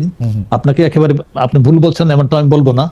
তবে একটা যেটা ডক্টর তোফায়েল আহমেদ যে জিনিসটা বললেন, যে 5ই আগস্টের ঘটনাটা আমাদের জাতির জীবনে বড় একটা শিক্ষা হিসেবে এসেছে। এটা সকল ক্ষেত্রে, বিশেষ করে যেহেতু ধরেন আমি মূলত প্রথমত ব্যুরোক্রেসি নিয়ে আমি হ্যান্ডেল করতাম, আমি দেখেছি যে অনেকের মধ্যে বিরাট একটা অনুশোচনা এসেছে। যে আমি যখন বলতাম যে দেশে সরকার পরিবর্তন হতে পারে, এটা তোমরা ভুলে গেছিলে, এবং তখন দেখলাম যে তারা অত্যন্ত লজ্জিত হতো, তাদের একটা অংশ কিন্তু শুধরানোর চেষ্টা করেছে বলে আমি দেখেছি। আমি তাদেরকে বলেছি যে আমরা অনেক বড় পরিবর্তন দেশে দেখেছি, আমরা 75-এ দেখেছি, আমরা 91-তে এরশাদের দেখেছি। তো তখন তো এরকম ভাবে প্রশাসন যত অচল হয়ে পড়ে নাই, এভাবে পুলিশ থানা ছাড়া চলে আসে নাই। তো এই জিনিসগুলিটা হলো কেন এবার? যেহেতু দল এবং প্রশাসন, রাষ্ট্রযন্ত্র একাকার হয়ে গিয়েছিল রাজনৈতিক দলীয় সরকারের সাথে, এই জন্য ব্যাপারটা ঘটেছিল। এবং এটা যে প্রফেসর তোফায়েল আহমেদের সাথে আমি একমত যে এইবার থেকে অন্তত কিছুটা হলেও শিক্ষা গ্রহণ করবে, এজ ওয়েল এজ একটা ফাংশনাল ডেমোক্রেসির যদি আমরা কোনোভাবে আমরা করতে পারি। ধর দফায় দফায় যদি ইলেকশন হয়, যে জিনিসটা ডিমান্ডটা প্রচন্ড পরিমাণ আছে, এবং কোর্টের আদেশের মাধ্যমে জিনিসটা অনেক অংশে আসছে রিগার্ডিং কেয়ারটেকার গভর্নমেন্ট, যেটা যদি আসে, তাহলে কিন্তু 5 বছর পরে ইলেকশন যদি হয়, পরে যদি ইলেকশন হয়, আমরা যদি একটা ইলেকট্রাল সিস্টেমটা যেটা ভেঙে পড়েছিল, এটা যদি আমরা দাঁড় করাতে পারি, তাহলে কিছুটা পরিমাণ পরিবর্তন এখানে আসবে। স্যার এটা নিয়ে একটা প্রশ্ন আপনাকে করি স্যার, যে জনপ্রশাসন সংস্কার উদ্যোগ একটা হইতেছে, আপনি বলতেছেন যে আমরা আসলে এরকম আমলাতন্ত্র কখনো দেখি নাই। আপনি এটা খুবই নাইসলি বললেন যে আমলারা মানে হয়তো ভুলে গেছিলেন যে এই সরকারটা পরিবর্তন হইতে পারে। তো এইটা তো যখন এটা সংস্কার করার উদ্যোগ নেওয়া হয়েছে সরকার, তখন প্রশাসন ক্যাডারদের মধ্যে, মানে প্রশাসন ক্যাডারদের সঙ্গে অন্য ক্যাডারদের বা ভিতরে বাইরে দ্বন্দ্ব প্রকাশে চলে আসতেছে। স্যার আমরা কিন্তু অ্যাবসলিউটলি দেখতেছি যার যার স্বার্থ হিস্সা আদায়ে সবাই ব্যস্ত। সবাইকে খুশি রেখে এই সংস্কার বাস্তবায়ন স্যার কেমনে এটার মধ্যে এটা করা সম্ভব? ঠিক আছে, ধন্যবাদ আপনাকে। আসলে রিফর্ম কিন্তু খুব একটা পেইনফুল এক্সারসাইজ, এটা যে কোনো ব্যক্তির জন্য, সমাজের জন্য, রাষ্ট্রের জন্য। এখানে জনপ্রশাসন সংস্কার কমিশন কাজ করছেন, এবং এখানে অত্যন্ত মেধাবী এবং যোগ্য লোকরা আছেন। তারা কাজ করতে গিয়ে কিছু তারা সুপারিশমালা সংগ্রহ করবেন, নিজেরা সুপারিশ চূড়ান্ত করবেন, সরকারের কাছে দেবেন। যেমন ডক্টর তোফায়েল আহমেদের কমিশনের যে একইভাবে হবে, সরকার এগুলি বিভিন্ন স্টেক হোল্ডারদের সাথে আবার কনসালটেশনে যাবেন, প্রধান উপদেষ্টা নিজে সেই কমিটির দায়িত্ব নেবেন বলে বলা হয়েছে।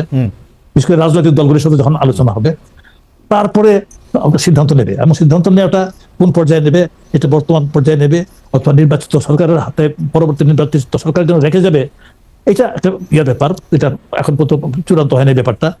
এটা নিয়ে আলোচনা চলছে।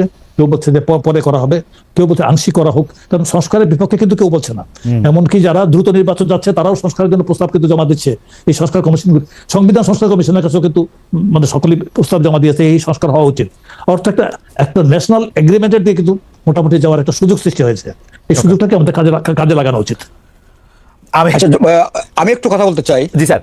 কথাটা আপনি হয়তো প্রশ্ন করেন নাই, কিন্তু আমার মনে হলো এইভাবে একটু কথাটা বলা দরকার। মনে করেন সরকারের সফলতা, এটা নিয়ে আপনি প্রথমে প্রশ্ন করেছিলেন। তো সেই হিসেবে এটা ব্যাকগ্রাউন্ডটা জনাব মজুমদার বলেছেন, কোন পরিস্থিতিতে সরকার আসছে এবং দেশটা কোন অবস্থায় ছিল এবং কি অবস্থায় এখন আছে। সেটার মধ্যে একটা জিনিস হয়তো আমাদের ভুলে গেলে চলবে না, যখন বড় ধরনের ক্রাইসিস দেশে আসে তখন বোধহয় এটা আল্লাহর তরফ থেকে কিছু রহমত নাজিল হয়। এরকম করে একসময় বিচারপতি শাহাবুদ্দিন সাহেব দায়িত্ব নিয়ে দেশটাকে রক্ষা করেছিলেন একভাবে, এবং উনি কোনোদিন চিন্তা করেন না যে উনি এই রাষ্ট্রের দায়িত্ব নেবেন, কিন্তু এসে গেছেন ঘটনাক্রমে, এবং এসে উনি ওনার প্রেজেন্সটা দিল এক ধরনের একটা আশীর্বাদ।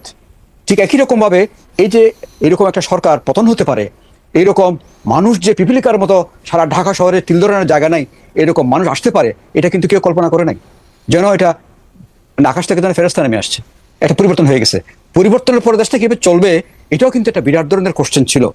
যদি এই সময় প্রফেসর ইউনূসের মতো লোক এসে হাল না ধরতো তাহলে এই সরকার কিভাবে টিকতো আমি জানি না। এখন প্রশ্ন হচ্ছে সরকার তো হয়েছে মাঝখানে কিছু গ্যাপ দিয়ে, এই সরকারের কতগুলো রুটিন কাজ আছে, সরকার রুটিন কাজ করবেন, আবার বিশেষ পরিস্থিতির কারণে কতগুলো স্পেশাল কাজ আছে, এগুলো অন্য কোনো সরকারের করতে হয় নাই, যেটা এই সরকারকে করতে হবে বা করতে হচ্ছে।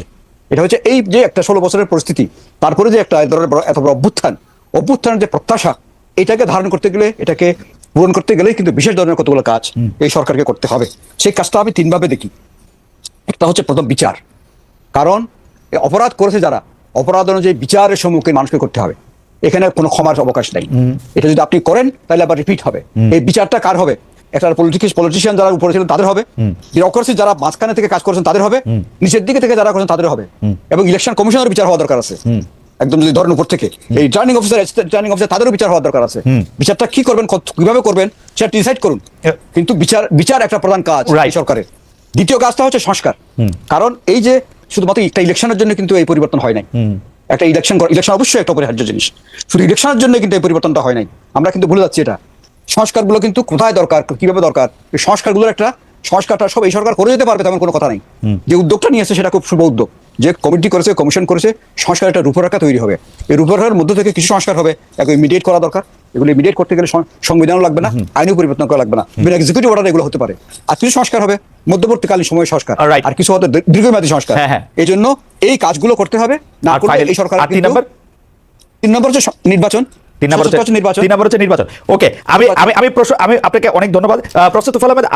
আমার মনে হয় যে আপনি খুব সুন্দর করে এটা বলেছেন, কিন্তু আমাদের প্রশ্ন হচ্ছে আমলাতন্ত্রের প্রশ্নের প্রতিটি স্তরে দলীয়করণ প্রকাশ্যে আছে, রাজনৈতিক বলয়, নিয়োগের ক্ষেত্রে মেধা যাচাইয়ের পর আবার রাজনৈতিক বিবেচনা। এই বিষয়টি শুরুতেই প্রজাতন্ত্র নয় বরং সরকার দলীয় রাজনীতির প্রতি আনুগত্য থাকার বিষয়টি আসলে উস্কে দেয় কিনা, এটা হচ্ছে আমাদের প্রশ্ন। কিন্তু আমি আপনার মন্তব্যের প্রেক্ষিতে কয়েকটা কথা বলতে চাই। আপনি বিচারের কথা বলেছেন, আমরা সবাই বিচার চাই। আমরা চাই সবার আগে শেখ হাসিনার বিচার হোক, আমরা চাই যে শেখ হাসিনাকে যারা সহায়তা করেছে, যারা আমলা হোক, রাজনীতিবিদ হোক, তাদের সবার বিচার হোক। কিন্তু বিচারের নামে এখন যেটা চলতেছে সেটা আপনারা খেয়াল করতেছেন কিনা, যার তার নামে যা ইচ্ছা তাই মামলা দেওয়া হচ্ছে, একইভাবে মানে নামহীন গোত্রহীন মামলা দেওয়া হচ্ছে, এবং ফোন করে বলা হচ্ছে যে আপনার নামটা সরিয়ে দেবো এই মামলা থেকে, নাম প্রত্যাহার করার জন্য। সেটা দেখতেছেন কিনা?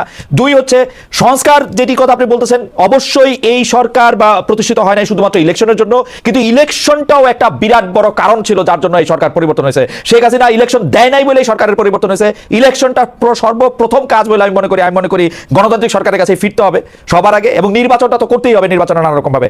স্যার, আপনি যদি আমার প্রশ্ন জবাব দেন এবং আপনার মন্তব্যের প্রেক্ষিতে আমার মন্তব্যের ব্যাপারেও যদি স্যার একটু আলোচনা করেন। আমি বিচারের ক্ষেত্রে কিন্তু তদন্ত পর্যায়ে একদম শেখ হাসিনার পথে হাঁটতেছে অনেকগুলি জায়গায়, আমি 100টা উদাহরণ দিতে পারি। সংস্কারের ক্ষেত্রে আমি বলতে পারি যে সংস্কারটা গণতান্ত্রিকভাবে করা উচিত, আর নির্বাচনের ক্ষেত্রে আমি বলতে পারি যে যা যা কিছু নির্বাচনের মেজার নেওয়া উচিত সেগুলি নেওয়া উচিত না। আপনার সাথে মোটা দাগে কোনো দ্বিমত নাই, কিন্তু বিচারের ক্ষেত্রে যেটা হচ্ছে সেটার সাথে আমি একমত। যাকে যে ধারায় যেখানে মামলা দেওয়া দরকার, সবাইকে যদি আপনি খুনের মামলা দেন, এটাতে প্রমাণ করা ডিফিকাল্ট হবে। যেমন কিছু পদলেহী সাংবাদিক, তাদের নামে আপনি মামলা দিয়েছেন, এটা খুনের মামলা, তার খুনে কোথায় আপনি জড়িত করবেন? তার যেখানে যে অপকর্মটা করেছে সেই অপকর্মের জন্য তার মামলা দেন, তাকে খুনের মামলা কেন দেবেন আপনি? তাহলে তো এটা তো হচ্ছে তাকে আসলে একটা ইমিউনিটি দেওয়ার জন্য আপনার এটা করা হয়েছে বলে আমার মনে হয়। যাকে যে কাজে, যেমন ধরেন কিছু পলিটিশিয়ানস আছেন, তারা সরাসরি খুন করেন নাই, হয়তো হুকুম দিয়েছেন, সহায়তা করেছেন, কিন্তু উনি অনেক ফাইন্যান্সিয়াল দুর্নীতি করেছেন, কারাপশন করেছেন, টাকা পাচার করেছেন, তাকে সেইখানে আপনি ভালো করে তারটা প্রমাণ করুন, ওটাই যথেষ্ট তার জন্য। তারা খুনের মামলা দিয়ে তারা কিছু করাচ্ছে, তার যে ফাইন্যান্সিয়াল ইরেগুলারিটি এবং যে করাপশন, ওখানে তাকে ভালো করে জব্দ করেন আপনি। সেই জন্য বলছি যে যেখানে যাকে মামলা যেভাবে দেওয়ার জিনিসটা, সেই জিনিসগুলো সেভাবে যাচ্ছে না বলে আমার ধারণা। এক্ষেত্রে আপনার সাথে আমি একমত। দ্বিতীয় হচ্ছে সংস্কারের প্রশ্নটা আপনি এত হালকা করে দেখলে হবে না। কারণ হচ্ছে সংস্কারটা হচ্ছে, আমি তো বলছি না যে সরকার সব সংস্কার করার পরে নির্বাচন দিবেন। সংস্কারের একটা উদ্যোগ নেওয়া হয়েছে, সবাই একমত হয়েছেন, রাজনৈতিক দলরা একমত হয়েছেন, সবাই একমত হয়েছেন, কমিটি কমিশনগুলো হয়েছে। 6টা কমিশন তো এই মাসের মাঝামাঝির মধ্যে রিপোর্ট দিয়ে দিবেন। তাহলে সেগুলো তো নিয়ে তা লাভ করতে হবে, করে কতটুকু করা সম্ভব। আর নির্বাচনের তো একটা মোটামুটি একটা সময়সীমা দিয়ে দেওয়া হয়েছে। তারা কি আরো আগে চান নির্বাচন? পরিষ্কার করে বলুন যে আগামী 6 মাসে আমাকে নির্বাচন দিতে হবে। এখন যেটা প্রধান উপদেষ্টা মহোদয় যে তারিখ, সেই সময়সীমা দিয়েছেন, সেই সময়সীমার সাথে একমত না হলে বলুন যে আপনার সময়সীমাটা আরো সংক্ষিপ্ত করুন, আমাদেরকে দিন। না, এই সময়সীমা একদমই যৌক্তিক এবং আমি মনে করি যে ঠিক আছে। তাহলে নির্বাচনী সংশয়টা কেন থাকবে? আমি তো সংশয়টা ছিল হচ্ছে যে প্রফেসর ইউনূস তো একটা সময়সীমা দিয়েছেন, সেটা তো বেশি দিন হয়েছে দেন নাই, সেটা অল্প কিছুদিন হয়েছে দিয়েছেন। প্রথম দিকে তো মনে হচ্ছিল 4 বছর থাকবেন, 5 বছর থাকবেন, সব সংস্কার করে যাবেন, সেই ক্ষেত্রে একটা ঝামেলা তৈরি হয়েছিল। আমার কাছে এই কথা একবারও মনে হয়নি, কারণ ওনার সাথে 2-4 বার কথা বলার আমার সুযোগ হয়েছিল। কথা বলে যতটুকু বুঝেছি, উনি কালকে দিয়ে চলে যেতে পারলেই তো বাঁচে। এটি জাতি বাঁচবো কিনা? উনি যদি কালকে দিয়ে চলে যায়, জাতি বাঁচবে? এই কথা তো চিন্তা করতে হবে আমাদেরকে। এই লোকটাকে ধরে এনে বসিয়েছেন বলেই তো আজকে বিদেশে অন্য জায়গায় আপনি মুখ রক্ষা করতে পারছেন। এটাকে মোকাবিলা করতে পারতো না। আমি আপনার সাথে এগুলো ভাবতে হবে। কিন্তু আমি আপনার সাথে একমত যে প্রফেসর ইউনূসের বক্তব্য এবং অনেক সময় অনেক উপদেষ্টাদের বক্তব্য, অনেক সময় এই সরকারের যারা সমর্থক যে নাগরিক আছেন তাদের বক্তব্য আসলে অনেক সময় মনে হয় অন্যরকম। স্যার, আপনারা মনে হয় কিনা জানি না।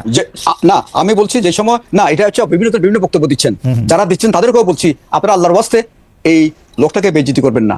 কারণ উনি যদি হঠাৎ করে বলেন আমি থাকবো না, ভাই আমার যথেষ্ট হয়ে গেছে, এনাফ ইজ এনাফ, আপনারা ম্যানেজ করতে পারবেন না এই রাষ্ট্র ম্যানেজ করতে পারবেন না। আপনাদের ঘরে বাইরে, সীমান্তের ওপারে, এই পারে, সেই চারিদিকে এত শত্রু উৎপাতে আছে। এখন এই লোকটা একটা শিল্ড হিসেবে কিন্তু আপনি এখন ব্যবহার করতে পারছেন, কিন্তু তাকেও যদি আপনি সঠিকভাবে হ্যান্ডেল না করেন, তাহলে কিন্তু আমাদের বিপদ কিন্তু কাটবে না। আর যেটা বলছিলাম স্যার, যে আমলাতন্ত্র এবং প্রশাসনের প্রতিটা স্তরে যে দলীয়করণটা যেটা আশা বসছে, সেটা আপনি কিরকম দেখতেছেন? আমরা অন্য প্রসঙ্গে একটু বেশি এটা আমার মনে হচ্ছে আপনি যে এখানেও আপনার অবজারভেশনের সাথে আমি একমত। জি। কারণ দলীয়করণ মানে কি, যে লোকগুলো আগে ওই সরকারের পদলেহন করেছে, সেই সব তাদের পদলেহনের কিন্তু এটা একটা শৈল্পিক পর্যায়ে পৌঁছে গেছে, এটা একটা শিল্প হয়ে গেছে। তারা জানে এখানে কিভাবে পদলেহন করতে হবে। যারা আগে পদলেহন করে নাই তারা এখনো পারছে না, কারণ তাদের অভ্যাস নাই, এটা তাদের রক্তের মধ্যে সেটা নাই। সেই জন্য এই ক্ষেত্রে সরকারের অনেক সতর্কতার দরকার আছে। কারণ আমরাও তো বিভিন্ন জায়গায় কাজ করতে গিয়ে দেখতে পাচ্ছি এই লোকগুলো কারা এবং কি কাজটা করছেন, এটা দেখতে পাচ্ছি তো। এবং কাজটাকে কিভাবে তারা ডিলে করছেন, কাজটা কিভাবে তারা দায়িত্ব দিচ্ছেন না, দায়িত্বকে এড়িয়ে যাচ্ছেন, এগুলো দেখা যাচ্ছে তো। এটা কি যারা সরকারে আছেন, যারা উপদেষ্টা আছেন বা এরকম উচ্চ পদে আছেন, তারা কি বুঝতে পারছেন না এটা? কিন্তু এখানে আত্মীয় স্বজন এনে বসিয়ে দেওয়া, পরিচিতকে বসিয়ে দিয়ে তার থেকে সার্ভিস না নেওয়া, তাকে একটা পুরস্কার দেওয়া, এগুলোর থেকে বেরিয়ে আসতে হবে আমাদের। এখানে অনেক কঠোরতার দরকার আছে। সে কঠোরতা না থাকলে এই যে অভ্যুত্থানের যে প্রত্যাশা, সেটা পূরণ করা সম্ভব না। বিশ্ববিদ্যালয়গুলোর দিকে দেখতে পাচ্ছি যে কিরকম লোকদের কোথায় কাকে বসানো হয়েছে। মনে করেন বিশ্ববিদ্যালয়ের ভাইস চ্যান্সেলর হওয়া।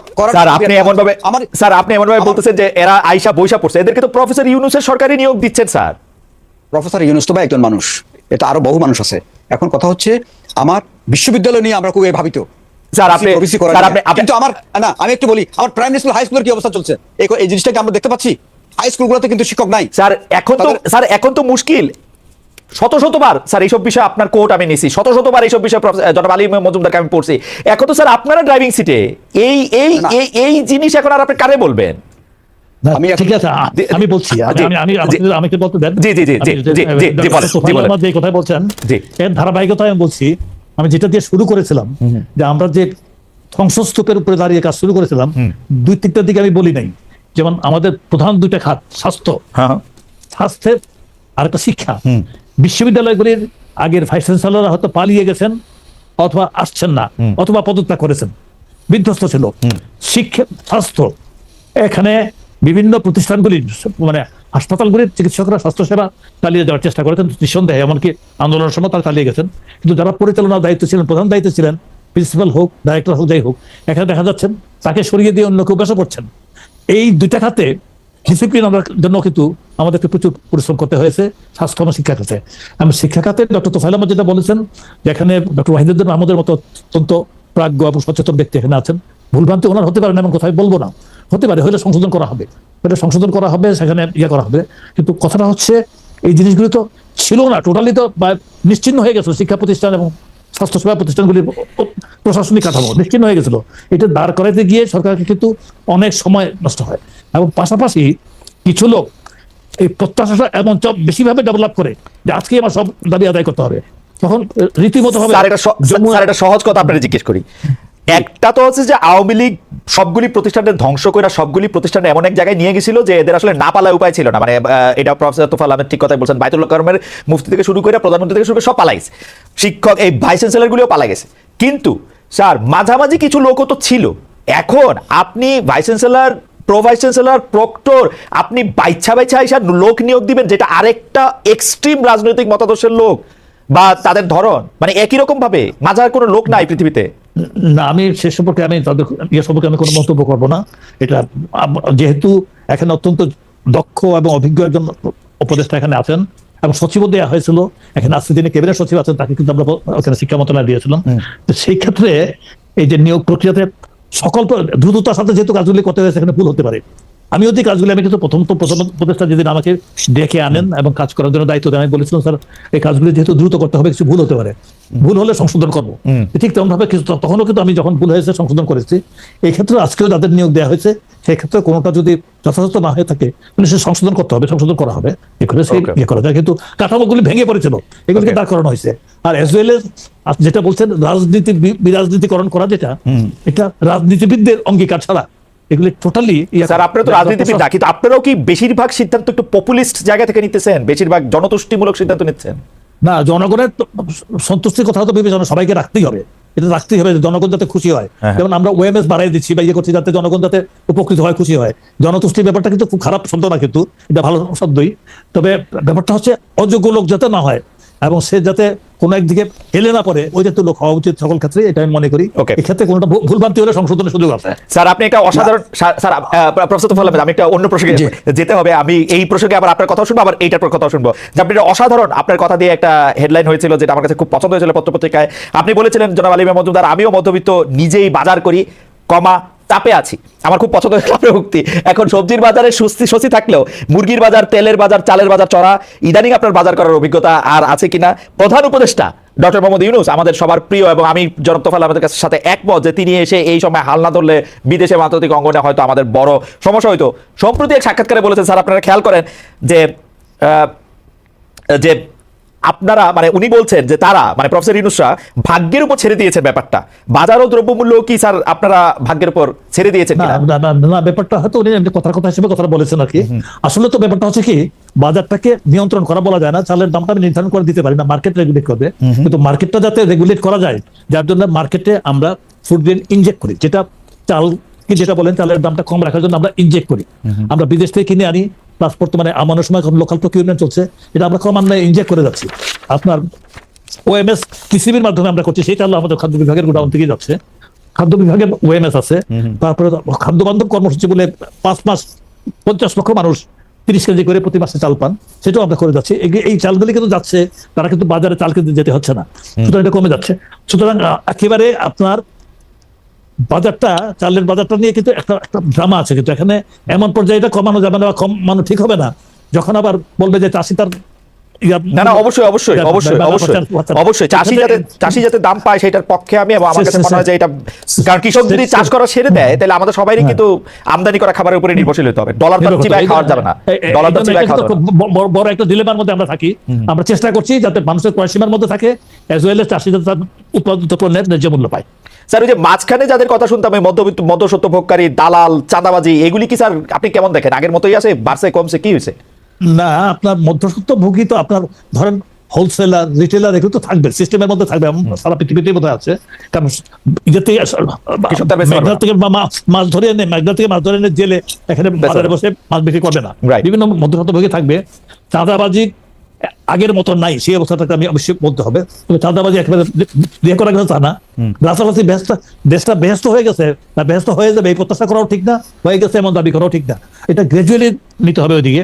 আগের মতো অবস্থানে নাই, অবশ্যই এটা আমি বলতে পারবো। আমি একটু জনাব তোফায়েল আহমেদের কাছে একটু জানতে চাই যে বাজার পরিস্থিতি আপনি কেমন দেখতেছেন? আমি যতদূর জানি স্যার আপনিও, মানে আপনি এখন আর মধ্যবিত্ত আছেন কিনা জানি না স্যার, সর্বশেষ আপনার সঙ্গে যখন দেখা হয়েছিল তখন আপনি মধ্যবিত্তই ছিলেন আমার মতো, এবং আমরা অনেক বিষয় আমাদের কমন। তো স্যার আপনার কাছে কি মনে হয়, মানে আমি মধ্যবিত্ত না নিম্নবিত্ত হয়ে গেছি বুঝেছেন? না, বাজারে স্যার এই সরকার আর একটা জি জি বাজারে সরকারের কারণে না, এটা কারণ হচ্ছে গত এই সরকারের সময়ে আসলে আমি কোনো কাজকর্ম করতে পারিনি। কথাবার্তা বলেছি বলেই কাজকর্মের মধ্যে যে কাজকর্মগুলো আগে করতাম, ধরেন কনসালটেন্সি বলেন, টিচিং এর বিভিন্ন জায়গায়, যেমন আমার এরকম অনেক প্রতিষ্ঠান আমাকে নিতে চেয়েছে, সেটা বাধা পেয়েছে, নিতে পারে নাই। সুতরাং কাজকর্ম করতে পারিনি, জমার জমিতে যা ছিল এগুলো ব্যাংকে ব্যাংকে খাচ্ছি, কিছু জমি বিক্রি করে খাচ্ছি। এই অবস্থার মধ্যে এখনো আছে, কিন্তু এখন আমি কোনো চাকরি বাকরি করছি না। এখন যে কাজ করছি এগুলোতে কোনো বেতন ভাতা পাইনি বা নিতে চাই, খুব একটা নেওয়ারও আগ্রহ আমার নাই। তো যাই হোক, আমি এখন মধ্যবিত্ত না নিম্নবিত্ত। বাজারে গেলে এখন অসুবিধা আরো বেশি হচ্ছে। হ্যাঁ, যেটা সামাল দিচ্ছে, কম বাজার করি, কম খাই। এমনিতে ডায়াবেটিকের কারণে, অসুখের কারণে এমনিতে কম খাওয়া লাগে, আমার বাজার বেশি করা লাগে না। আমার 1 কেজি তেলে আমার মাস চলে, 1 লিটার তেলে আমার মাস চলে। স্যার তবু আওয়ামী লীগের বাণিজ্য উপদেষ্টাদের মতো, বাণিজ্য মন্ত্রীর মতো আপনি বলেন নাই যে কম খান, কারণ তাদেরকে আমরা দেখছি যে সিঙ্গাপুরে প্রাসাদের পর প্রাসাদ বানায়, আমাদেরকে কম খান বলতে আপনি নিজেই কম খান সেটা বলছেন। আমি নিজে কম খাই, আমার খাওয়া লাগে না আসলে, আমি এই জন্য কম খাই। কিন্তু এই বলে এটা উড়িয়ে দেওয়ার উপায় নাই যে মানুষ কষ্টে আছে, মানুষ কষ্টে আছে। সবজির ক্ষেত্রে যেটা হয়েছে, সবজির দামটা আবার এত কমে গেছে, যেখানে উৎপাদন যেখানে হয় তারা কিন্তু ফেলে দিচ্ছে, এটা ফেলে দিতে হচ্ছে।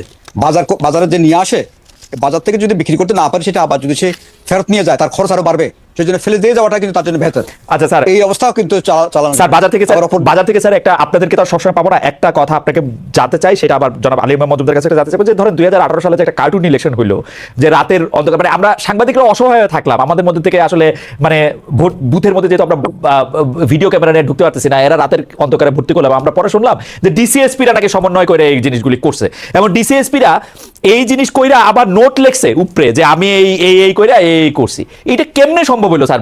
মানে শিক্ষা দীক্ষা চাকরি, আপনার কাছে কি মনে হয়, এবং এইটা কি ভবিষ্যতে আর হবে না, মানে এরকম মনে হয়? মানে এটার উপায়টা জনাব আলী মোহাম্মদ, আমি একটু পড়াচ্ছি, আপনার 2 মিনিট একটু প্রস্তাব তোফাল আমাকে একটু শুনতে চাই যে এটাতে আসলে কি মনে হয়, 1-2 মিনিট, তারপর আমরা জি ফিরে আসার সম্ভাবনা কম। এই অতীতে যেটা হয়েছে সেটার কিন্তু বিচার হওয়া লাগবে। কারণ হচ্ছে এটার পিছনে প্রচুর অর্থ খরচ হয়েছে, অর্থ গেছে, এবং অর্থ তারা গ্রহণ করেছেন। শুধুমাত্র কার্যকর্ম এমনি কিন্তু বিনা পয়সায় করেছেন তা না, কিন্তু আপনি ইলেকশন কমিশনের খরচের যদি হিসাবে যদি তথ্যটা দেখেন, তখন দেখবেন এই যে বিভিন্ন লেভেলের অফিসারদের পিছনে সরকারের কত অর্থ ব্যয় হয়েছে। তারা কি চাকরি করে বেতন নিচ্ছেন না? তারা এত অর্থ কেমন করে খরচ হলো? কিরকম অর্থ স্যার? মানে চাকরি বেতন ভাতার বাইরে অর্থ, মানে কোন খাতে এটা সই করা হলো? টাকাটা সই করেছে কিনা জানি না, কিন্তু নির্বাচন কমিশনের খরচের তালিকা আপনি দেখেন, অলমোস্ট 2000 করোড় টাকা খরচ করছে এই জাতীয় নির্বাচনে। এবং যদি তার হেড গুলো দেখেন, আপনি দেখবেন যে যেমন ধরুন ডিভিশনাল কমিশনার অফিস, ওখানে কিন্তু 60 কোটি টাকার উপরে খরচ হয়েছে। কেন হলো? ওখানে কি কাজ ছিল? এইবার আসেন বিভিন্ন স্তরে দেখেন, ম্যাজিস্ট্রেটের জন্য প্রচুর টাকা খরচ হয়েছে, বিচার বিভাগের জন্য প্রচুর টাকা খরচ হয়েছে। কোথায় তারা কি বেতন নিচ্ছেন না? এখানে এক্সট্রা কি খরচ হলো? এটা কিন্তু আমরা একটু এটা খতিয়ে দেখা উচিত, এটাকে তদন্ত করে দেখা উচিত। সেজন্য আমি বলছি এই বিচার কিন্তু এগুলো করতে হবে, আদারওয়াইজ এটা রিপিট হবে। কিন্তু সাবেক কোন ডিসি রে যদি এখন দেয় হচ্ছে মানে অন্য মামলা, তাহলে তখন এগুলো স্পেসিফিক এগুলো দিতে। জনাব তোফাল আহমেদ যে প্রসঙ্গ তুললেন, আমরা জনাব আলী ইমাম মজুমদার কাছে একটু শুনতে চাই যে এটি আসলে যে সরকারি কর্মকর্তারা যে এই ধরনের মানে মধ্যে নিজেদের নিয়োজিত করতে পারছিলেন, এটার ভবিষ্যতে বন্ধ করা কোনোভাবে সম্ভব কিনা, এবং বিচারের প্রসঙ্গে না, ব্যাপারটা হচ্ছে এবারে যেভাবে পরিবর্তনের পরে তাদের অনেকেই কিন্তু বিভিন্নভাবে সাজার আওতায় এসেছে, বেশ কিছু গ্রেপ্তার হয়েছে। তখন তো যারা কেউ ডিসি ছিলেন, পরবর্তী তারা উপরে পদে গেছেন, গ্রেপ্তার হয়েছে। তবে যে কথাটা ডক্টর তোফায়েল আহমদ বলেছেন, আপনিও বলেছেন যে সকল মামলাই করা হচ্ছে, খুনের মামলা করা হচ্ছে। এগুলি করার পদ্ধতি কিভাবে করা হয়েছে তা না, এটা নিয়ে স্বরাষ্ট্র মন্ত্রণালয় থেকে বিভিন্ন সতর্কতামূলক ইয়ে নেওয়া হয়েছে, বলা হয়েছে এগুলি খতিয়ে দেখা হবে। কিন্তু আমি জানি যে যেসব সরকারি কর্মকর্তারা গ্রেপ্তার হয়েছেন, তাদের সকলের বিরুদ্ধে না হোক, অনেকের বিরুদ্ধে দুর্নীতির মামলা কিন্তু খুব ভালোভাবে এস্টাবলিশ করা যাবে এবং তারা দণ্ডিত হবেন, মামলাটা দিয়ে করা হয়। কিন্তু ওইটা না করে হয়তো তাদের 2-1 জনের বিরুদ্ধে খুনের মামলা কোনো সহযোগিতার জন্য বা দেওয়ার জন্য এই হতে পারে, বাকিদের বিরুদ্ধে কিন্তু এই ধারায় মামলাটা আসে না। কিন্তু দুর্নীতির মামলা কিন্তু অনেকের বিরুদ্ধে আছে। এই জাতীয় ভুল কিন্তু অনেক ক্ষেত্রে হয়েছে, আবার বহু লোকের নাম আসছে যারা কোনো কিছুর সাথে জড়িত ছিল না। যে এই যে আপনার মামলা বাণিজ্য যেটা বলা হয়, এই জিনিসটা কিন্তু কম বেশি কিছু করে আবার চলছে, এটা দুর্ভাগ্যজনক। তবে স্বরাষ্ট্র মন্ত্রণালয় ব্যাপারে অত্যন্ত সতর্কতামূলক ব্যবস্থা নিয়েছে। স্যার এই মামলা বাণিজ্যের টপিক কে আছে স্যার? মানে কে এটা? স্যার আমার এটা জীবনের বিশেষণা জনাব আলী ইমাম মজুমদারের কাছে একটা টাকা যায়, জীবনের বিশেষণা ডক্টর মোহাম্মদ ইউনূসের কাছে একটা টাকা যায়, তো আপনারা দুইজন যদি না নেন তাহলে কে নেয় এই টাকাটা? না, এটা না, ব্যাপারটা হচ্ছে কি, এখানে মামলা বাণিজ্যটা কিন্তু অনেকটা স্থানীয় পর্যায়ে হয়, আবার সেই ক্ষেত্রে স্থানীয় পুলিশ, স্থানীয় নেতৃবৃন্দ এবং যারা থাকেন স্থানীয় অন্যান্য ইয়ার সাথে যারা সংশ্লিষ্ট থাকেন, তারা জিনিসটা করেন।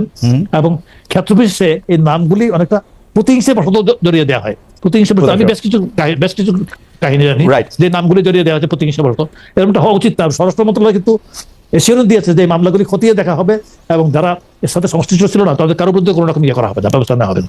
মিস্টার খালেদ, আমি আপনাকে দুটো তথ্য দিতে চাই।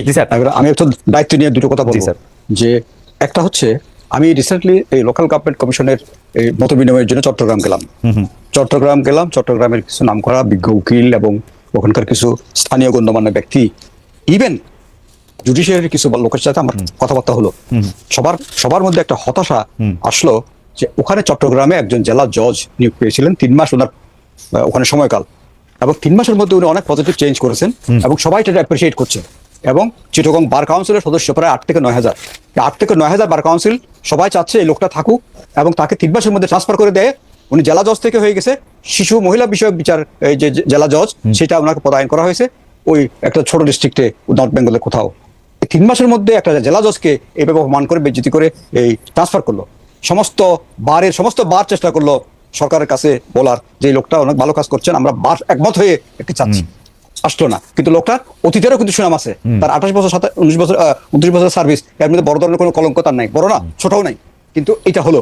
এবং এটা প্রধান বিচারপতির কাছে যারা যেতে চেয়েছে ঢুকতে পারে নাই, আইনমন্ত্রীর কাছে যেতে চেয়েছে তারা ঢুকতে পারে নাই, কিন্তু আলটিমেটলি লোকটা ট্রান্সফার হয়ে গেছে। আচ্ছা, এই গেল একটা কেস। এটা এক ধরনের একটা সৎ মানুষের বিরুদ্ধে একটা ব্যবস্থা নেওয়া হয়েছে। কেন নেওয়া হয়েছে আমি জানি না, কি কারণ। আচ্ছা, আরেকটা বলি, ডেস্কোর এখন যে বর্তমানে এমডি আছে, একজন ব্রিগেডিয়ার জেনারেল, তার বিরুদ্ধে আমি যমুনা টেলিভিশনে একটা বিরাট ধরনের দেখলাম ফিচার, যে উনি ল্যান্ড গ্রাবার এবং অনেক জায়গা জমি দখল করেছে এবং ইলিয়াস মোল্লার সাথে তার কলিউশনে এই কাজটা করেছে। তাকে তো বহাল আছে, সসম্মানে বহাল আছে পজিশনের মধ্যে, এটা নতুন নিয়োগ হয়েছে। এটা এই জিনিসগুলো কিন্তু খুব ইম্পর্টেন্ট। এই যে পিক এন্ড চুজ এবং মানে কার ক্ষেত্রে, মানে কোন বিচারে, কোন ন্যায় বিচারে। আমি জানি যে আপনি যে দুটি একদম স্পেসিফিক উদাহরণ তুলে ধরেছেন একজন জেলা জজ সম্পর্কে, মানে আমি জানি না, মানে প্রফেসর আসিফ নজরুলের দেখা হইলে নিশ্চয়ই আমরা তার কাছ থেকে জানতে চাইতে পারি, কারণ প্রফেসর আসিফ নজরুলের কাছেও তো সবার আসলে এখন অ্যাক্সেস নাই। যাই হোক, আমি সর্বশেষ প্রসঙ্গে চলে আসি। আমাদের অনুষ্ঠানের নির্ধারিত সময়সীমা শেষ, কিন্তু আমরা একটু প্রডিউসারদের অনুরোধ করে আমরা একটু এক্সটেন্ড করছি আমাদের এই সময়সীমা। সেটা হচ্ছে সচিবালয়ের অগ্নিকাণ্ডের ঘটনা নিয়ে আমরা একটু জনাব আলী মজুমদার আপনার দৃষ্টি আকর্ষণ করতে চাই। আপনার কাছে কি মনে হয় যে এটাকে একটা নিছক দুর্ঘটনা? কারণ দুর্ঘটনা যে কোনো সময় ঘটতে পারে, যে কোনো সেফ জায়গায় দুর্ঘটনা ঘটতে পারে, আবার এটা ষড়যন্ত্রও হইতে পারে। কিন্তু আমার কাছে যেটা একটু কোশ্চেনেবল স্যার, এই দুর্ঘটনা ঘটার পরে বা পরপরই এইখানে অনেক গুরুত্বপূর্ণ নথি ছিল, এগুলি সব পুড়ে গেছে, আওয়ামী লীগের দুর্নীতির এটা ছিল, সেই জন্য আমরা এটা পাই নাই। অনেকে আবার আরেক রকম ভাবে ইঙ্গিত দিতে শুরু করছেন আমাদের বিরুদ্ধে এটা ষড়যন্ত্র, এবং সেগুলি করতেছেন হচ্ছে রাষ্ট্রের গুরুত্বপূর্ণ লোকেরাই। এগুলি স্যার আপনি কিভাবে দেখেন? বা এখন দেখেন, আমাদের কাছে একটা মূলত ব্যাপারটা এখনো কিন্তু একটা সিস্টেম নিয়ে কাজ করতে হবে। এই নিয়ে স্বরাষ্ট্র সচিবের নেতৃত্বে একটা কমিটি হয়, এতে বেসামরিক বিভিন্ন সংস্থা থেকে আরম্ভ করে সামরিক বাহিনী, বুয়েট, তাদের লোকজন নেওয়া হয়েছে, বিশেষজ্ঞ নেওয়া হয়েছে। তা আমাদেরকে তো মূলত তাদের একটা প্রতিবেদনের উপর নির্ভর করতে হবে। এই প্রতিবেদনের মধ্যে এটা নিছক এটাকে দেখানো হয়েছে দুর্ঘটনা হিসেবে। চূড়ান্ত প্রতিবেদন এখনো আসে নাই, চূড়ান্ত প্রতিবেদন পাওয়ার পরে আরো নিশ্চিত হওয়া যাবে। প্রাথমিকভাবে এটা কিন্তু দুর্ঘটনা হিসেবে দেখানো হয়েছে। এখন নথিপত্র কিন্তু ছায়া নথি থাকে, কারণ দুর্নীতি বা ইয়ে হলে কোনো কিছু একটা গেলেই, আজকে খাদ্য মন্ত্রণালয়ে কোনো একটা ক্রয়ের নথি যদি চলে যায়, দেখা যাবে খাদ্য অধিদপ্তরে কিন্তু সেই নথিটা কিন্তু আছে, যে তার অমুক থেকে এত এই দামে এত তারিখে এটা কেনা হয়েছিল। এটা একেবারে গায়েব করতে পারবে না কোনো কিছু। তা সত্ত্বেও আশঙ্কা যারা করছেন তারা অমূল্য করছেন, এমন না। অতীতে এমন কিছু হয়েছে, অতীতে এই ধরনের কিছু হয়েছে, ওইসব তিক্ত অভিজ্ঞতা থেকে এই ধরনের। স্যার, আমার প্রশ্ন হচ্ছে যে একটা ঘটনা ঘটার পরে এই আওয়ামী লীগের মন্ত্রী হাসান মাহমুদ বা খালিদ মাহমুদ স্টাইলে এই যে মন্তব্য দিয়ে দিতেছে এই ক্যাবিনেটের সদস্যরাও, এটা কিরকম স্যার? এটা কি আপনার আলোচনা হয় আপনাদের মধ্যে যে এটা আমরা কম দিতে পারি? না, আমার মনে হচ্ছে যে ক্যাবিনেটের স্পোকসপারসন হিসেবে তো একজন উপদেষ্টাকে দায়িত্ব দেওয়া আছে। সৈয়দ রিজওয়ান হাসান জেনারেলি ব্রিফ করেন, ক্যাবিনেট সেক্রেটারি মাঝে মধ্যে ব্রিফ করেন। ক্যাবিনেট মিটিং যখন ফর্মাল ক্যাবিনেট মিটিং যখন হয়, তবে এটা নিয়ে ফর্মাল ক্যাবিনেট মিটিং তো হয় না। এটা ফর্মাল ক্যাবিনেট মিটিং হচ্ছে যেদিন রিপোর্ট প্রেজেন্ট করা হয়েছে ওই দিন। এর আগে যেটা হয়েছে ফর্মাল ক্যাবিনেট মিটিং হয় নাই। আর সচিবের নেতৃত্বে জেনারেলি কমিটি খুব কম গঠিত হয়। এখানে কিন্তু স্বরাষ্ট্র সচিবের নেতৃত্বে কমিটি গঠন করার জন্য তীব্র দাবি ছিল। প্রথমত একটা কমিটি হয়েছিল একজন অ্যাডিশনাল সেক্রেটারির নেতৃত্বে, তো সকলেই বলেন নয় কমিটি বাতিল করা হোক, স্বরাষ্ট্র সচিবের নেতৃত্বে কমিটি করা হোক। তাই করা হয়েছিল। এমন করার মাধ্যমে 4 দিনের মাথায় তারা প্রতিবেদন দিল, প্রাথমিক প্রতিবেদন। এখানে ফায়ার ব্রিগেড, এক্সপ্লোসিভ এক্সপার্ট যারা আর্মির, বুয়েটের যারা টিচার, বিশেষজ্ঞ টিচার, গণপূর্তের লোক যারা, সকলেই তো অপিনিয়নটা দিল যে এটা দুর্ঘটনা। ব্যাপারটা দুর্ঘটনাটাই আছে। ডক্টর তোফাল আহমেদ, আপনার কাছ থেকে এই প্রসঙ্গে, এটা আমাদের শেষ প্রসঙ্গ, যে সচিবালয়ে দুর্ঘটনা আপনি কিভাবে দেখেন? ষড়যন্ত্র বা নানা জায়গা থেকে নানা কথা যে খুব চট করে চলে আসে, এই ব্যাপারটাকে আপনার বিশ্লেষণ?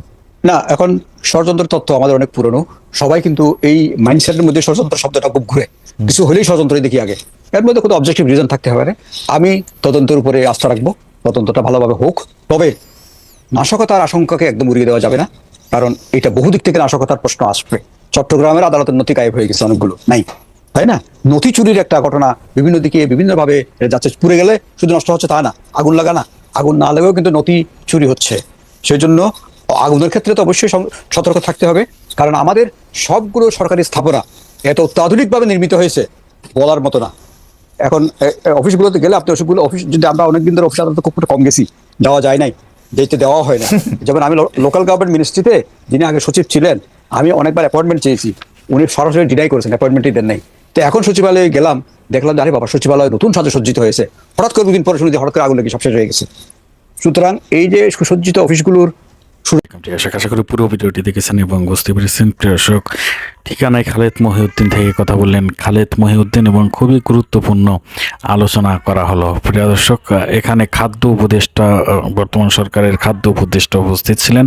বর্তমান সরকারের বিভিন্ন দিক দিয়ে আলোচনা সমালোচনা করা হলো এবং এই সরকার আর কতদিন ক্ষমতায় থাকছে বা সরকারের যে উন্নয়ন, সেই উন্নয়ন কতটুকু করা হলো 5-6 মাসে, এই বিষয়গুলো নিয়ে আলোচনা করা হলো। সেই সাথে অন্তর্বর্তীকালীন সরকার কি সংস্কার করতে চায়, তাদের নতুন দল আসবে কিনা বা নতুন দল আসলে কে প্রধান হবে, বিভিন্ন সেক্টর নিয়ে বিভিন্ন আলোচনা করা হলো। এবং সম্প্রতি সময় আপনারা দেখতে পাচ্ছেন যে বিডিআর বিদ্রোহের যে ঘটনাটি ঘটেছিল, সেখানে বিডিআর নিরীহ বিডিআর বাহিনী যারা এখনও জেলখানায় বন্দী রয়েছে বছরের পর বছর বিনা অপরাধে, তাদেরকে ছাড়ানোর জন্য কি পদক্ষেপ নেওয়া হচ্ছে। আমরা যদি একটু ভালোভাবে দেখি তাহলে দেখতে পারবো যে কিভাবে রাতে বিডিআরের বাহিনীর সদস্যরা যারা জেলে আটক রয়েছেন, তাদের পরিবার বাড়িতে না গিয়ে স্মৃতিসৌধের সেখানে ঘুমিয়ে পড়ে। খুব নির্মম একটি পরিবেশ আমরা সেখানে দেখতে পেরেছিলাম। প্রিয় দর্শক, সবাই ভালো থাকবেন, সুস্থ থাকবেন। আজকের অনুষ্ঠানটি আপনাদের কাছে কেমন লাগলো অবশ্যই কমেন্টে জানাবেন। সবাই ভালো থাকবেন। আসসালামু আলাইকুম।